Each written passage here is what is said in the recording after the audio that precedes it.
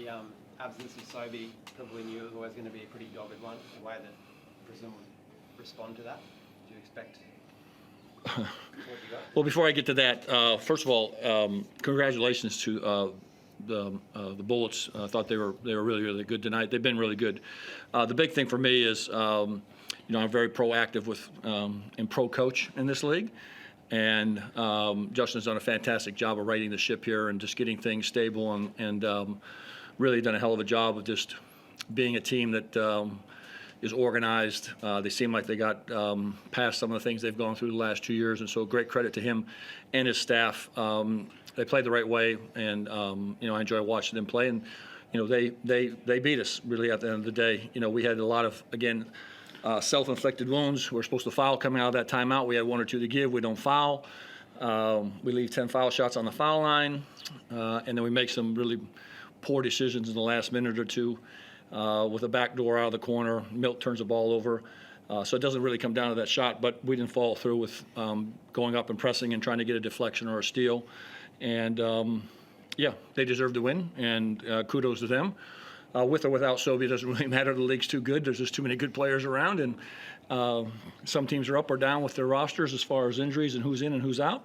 And it's a big bunch of teams just, I think, as I said in the beginning here, just beating the hell out of each other really at the end of the day. Yes, did you feel like Brisbane's sort of bedded, or Justin's been able to bed down what he wants to do here, and they're a pretty legitimate threat? Yeah, I just think, it's just, obviously it's his first year here, but there's a lot of things to correct, it seemed like, from afar.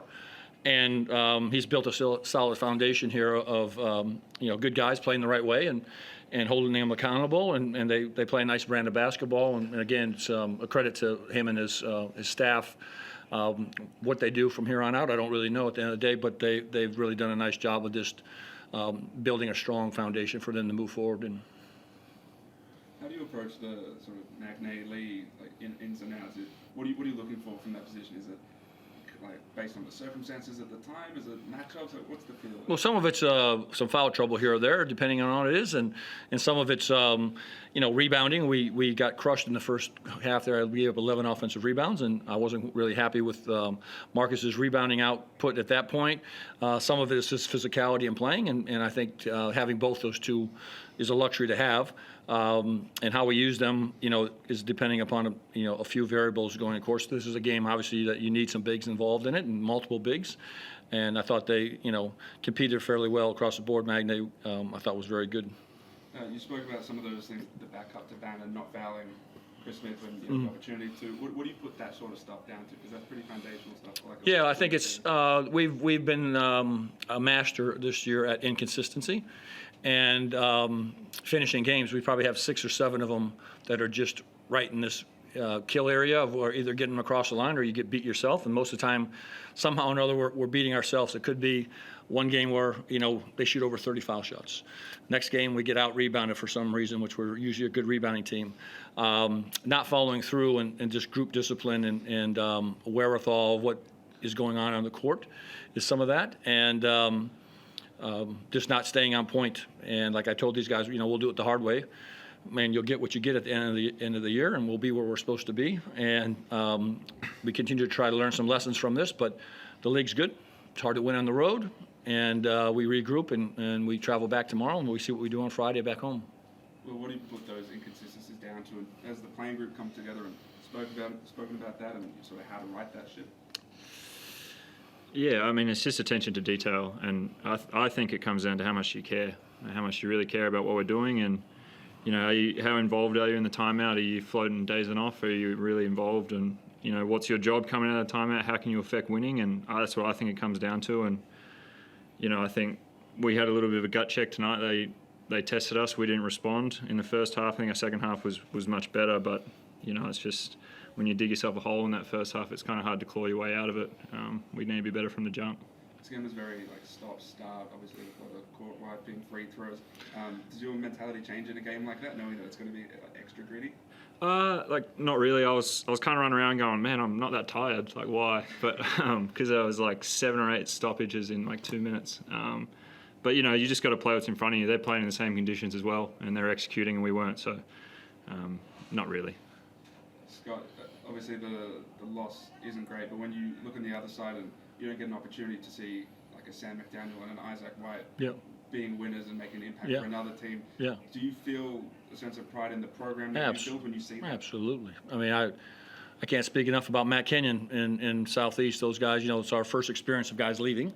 Some of those guys, especially Matt and Isaac, were out of the league at some point or another, and we took a chance on Matt early in that first year, and then Isaac came in as basically a replacement player that the rules changed and became a developmental player and was basically in our rotation by the end of the season and didn't have a job at the beginning of the season. So I'm a huge fan of those guys. I love those guys to death. I think they're just really good people.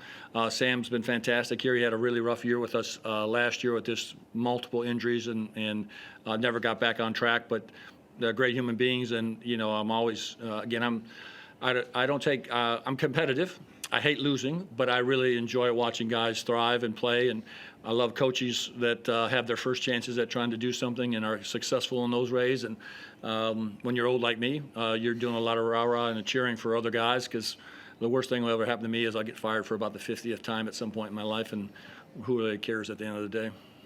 Illawarra next. Yeah. Do you feel like your group has a necessary sense of urgency, considering where the ladder is and the playing picture and all that going into that matchup against a team that is rolling right now? Yeah, I mean, we don't talk about the ladder. We don't talk about where we are or any of that. We just talk about the process of trying to get better. Every day we have a chance to be on the floor, and we know they're playing well, and he's done a great job of turning their team around also. So, again, the league is so good that, players can get off very quickly, and you got to worry about a Harvey or somebody that gets rolling, or a Robinson that gets rolling, and you got the others that are all in there chipping in there. So there's definitely a sense of urgency, and one of the things I'm, up to this point been pretty proud of this group is we're in every game. We're right there all the time, all the time. We don't walk off the floor very often. Well, we haven't with a 25-point loss or someone just smacked us around. Our guys are quite competitive. We just have not created any kind of momentum or consistency when I thought 2 or 3 times during the course of the year we could string maybe 5, 6, 7 games together, and we just have not been able to get over the hump for the reasons that we stated.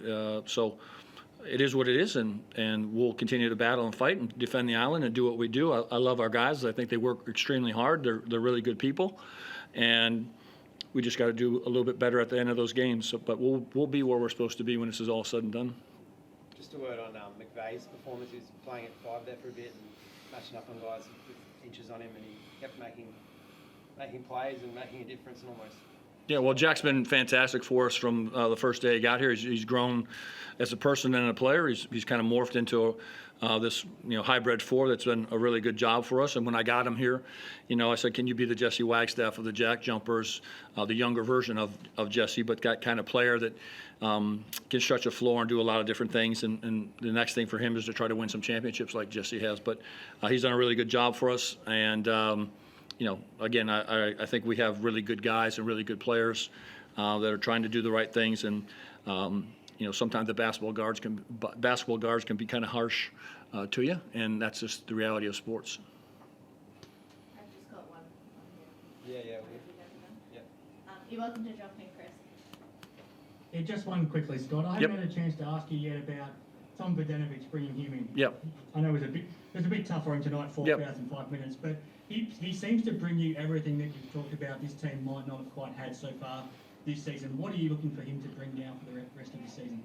Well, he's got to just integrate with our group, and unfortunately, like this week, we don't have any more practices. Basically, we're going to play this game, so we won't practice again until Monday. So it's 6 days of him trying to learn off of video and doing some of his work. And when we picked him up, he hadn't played for about 3.5 weeks, and so his conditioning's a little bit behind. But I like his toughness and his grittiness and his ability able to space the floor, and has experience, playoff big game experience, and won some championships. So hopefully can gradually integrate him so that he can relieve Jack a little bit with some of those minutes there, and we'll just see how he goes.